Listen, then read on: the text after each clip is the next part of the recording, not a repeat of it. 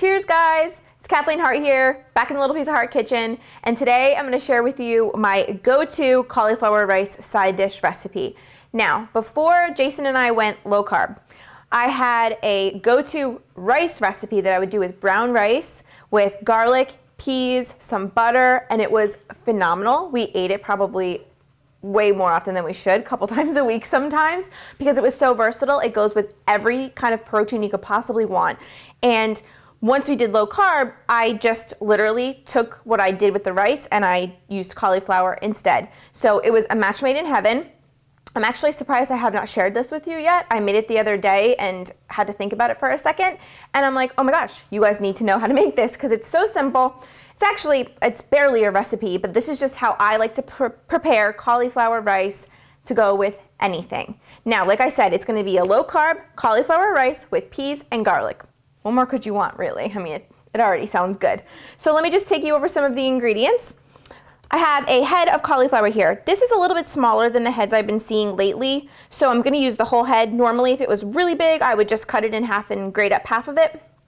Over here, I have some fresh chopped garlic cloves, looking really amazing. I'm gonna use some onion powder, garlic powder, just to reinforce the flavor of the garlic, but you know, if you feel like you're not a heavy garlic person, you can leave one or the other out. That's totally up to you. I have some frozen peas here, make your life really easy, salt and pepper, and over by the stove, I'm gonna have some butter and some vegetable oil. The only thing I'm gonna need as far as a utensil right now is my box grater. And what I'm gonna do, move my vine aside, is cut this in half. And then I'm gonna start grating this to make it into rice. Now, if you wanna see my previous video on how I precisely do this with a couple different methods, please, I'll put the link below to my previous YouTube video where I show you how to use a food processor or a grater, but really it's up to you. You can actually go to the store right now and buy riced cauliflower, which I think is super cool because it makes people's lives easier when you're on the go, but it's a little pricey. So if you can, and if you have the time, and if you have all you need is a box grater. I mean, mine's seen better days, but it does the job. So that's all you really need, and you can save yourself a few bucks. So I'm gonna get to ricing this, and then I'll show you how to proceed. So we're at the stove, we're ready to go. And this comes together so quickly because remember, we're using cauliflower, not rice. So literally all we're doing is warming it up. Best thing to use is a big saucepan here with high sides, huge, so we can have all our cauliflower spread out evenly to cook it quicker, get it in my mouth quicker. So I just put it on medium-high heat. Before it even gets hot, I'm gonna pour a little bit of vegetable oil in, and I'm also gonna drop in some butter. This is softened butter already. Now, while that starts to melt, so we just turned it on, I'm gonna add my garlic in. And the reason I'm doing this is because I want the garlic to perfume the oil and the butter. So what I'm gonna do is just mix this around, let the garlic just warm up a little bit as the oil and everything heats up, and then I'll show you what to do next and add the cauliflower in. So my garlic is just starting to get nice and golden brown. At this point, I want to actually pause for a second. Smell this. Butter and garlic, nothing better. I will say that for my whole life. Anyway, now that I've done that, I'm going in with my mountain of cauliflower rice. We don't want the garlic to cook anymore. It got nice and brown. It did its job. Now we're going in with handfuls of rice. Cauliflower rice. And we are all in with the cauliflower. You want to give this a good toss. You want the cauliflower and the garlic to all mix together, and then get that oil and butter coated in the garlic and the cauliflower as well. Okay, perfect. So now I'm gonna just lower my heat a tiny bit.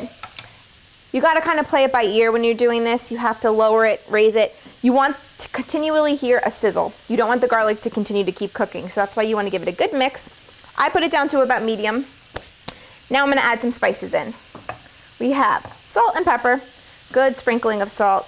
Cauliflower loves salt, and cauliflower needs it because it is pretty bland in flavor. And I'm gonna do a sprinkling of pepper.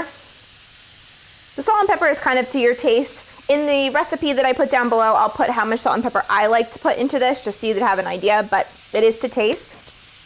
And I also think that you can salt and pepper this at the table, so you don't necessarily have to salt it too much right now because we're only cooking it for a short amount of time. So in with our onion powder, and I just like to go right on top with this. This is what's gonna give it nice flavor, especially along with that butter. And it might seem like a lot, but spices are my best friend. And I love to use them in everything and anything because they're low carb. So, like I said before, the garlic powder, I'm not gonna use a ton, but I like to reinforce the fresh garlic with the garlic seasoning, garlic powder. You can leave it out, it's up to you. I love garlic, so we're doing it. All right, now that we did that, I'm gonna give a nice mix here. And as you can see, the pan is still kind of dry, which is fine because the cauliflower is still cooking, it's softening, and it's actually steaming a little bit because of the way that it is in the pan, which is fine. It's exactly what we want. We want it to warm through. So now that the cauliflower is nice and hot, nice and warm, looking amazing, nice and seasoned, I'm gonna make a little well in the middle. And now for peas, depending on how much cauliflower you have, I like to have a lot of peas. It's really up to you how much you add, but like I said in the recipe, I'll put what I use. I like to put them in the middle. Just like that, get every last one. And then these are actually just needing to be warmed up. So I'm gonna toss them now. And it will literally take seconds, maybe a minute, for all of this to kind of come up to that warm temperature and get all cooked on the inside. So I'm gonna continue to toss this for about a minute, and then we're gonna add a little bit more butter, taste it for seasoning, and then that's it. We'll be good to go. So give me about a minute, and we'll add the butter.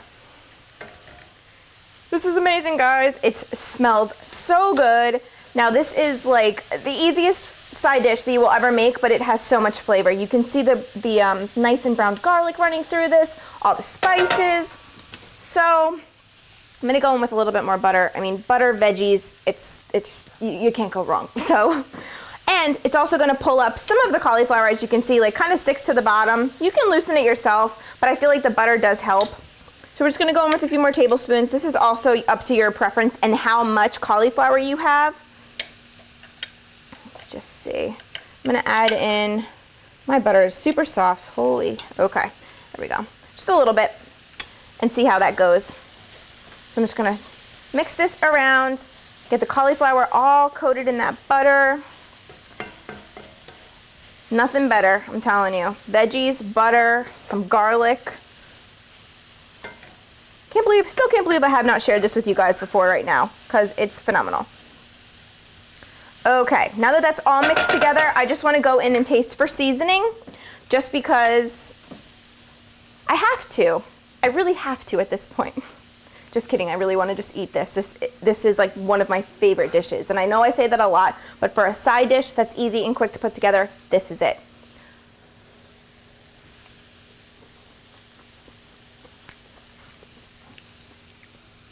Happy dance material right there.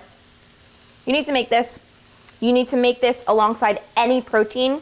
And actually, this tastes amazing. I just am filming 2 chicken dishes that are gonna be up either right before this recipe or right after. I don't know what order they're gonna be in yet, sorry. But in the link below, I will link both of the chickens that I think will go the best with this. But honestly, check out my blog post that I'm gonna put the full recipe in, because that's gonna have all the different links to all the different chicken recipes that I have that I think you guys might enjoy this with.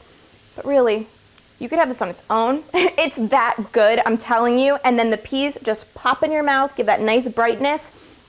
And the garlic and butter, like I said. I mean, how many times do I have to say it? So give this video a thumbs up if you guys liked it. Please subscribe to me. I'm gonna be sharing so many low carb ideas, tips, tricks, how-tos, recipes. I mean, it's never ending.